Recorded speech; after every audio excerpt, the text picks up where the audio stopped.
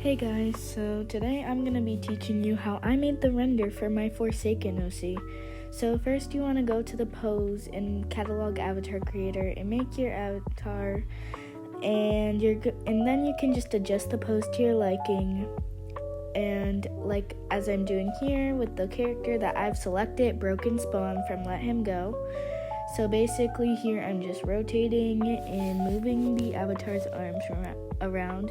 Basically, this is also somewhat a voice reveal since I'm not comfortable with face revealing yet, since I'm still kind of like, I don't know, a small channel on the platform, and I don't think I'm really ready to do that yet until a lot of people ask me to do it. So anyways, you can just watch my process on how I made the pose, and eventually we're going to get to the part where I actually make the Forsaken render.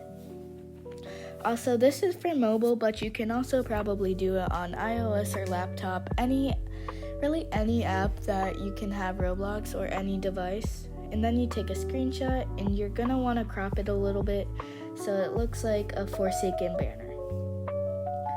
And then you want to go to whatever editing app you use. I use Ibis Paint, and I'm gonna be blurring my photos due to just keeping privacy and stuff, but you're gonna want to hit the little plus button to insert a photo, and you're gonna want a new canvas.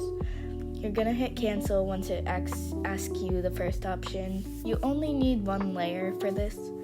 So you're gonna go to effects and just effects and filters and play around with what settings you like for each filter until you get the blender that you want.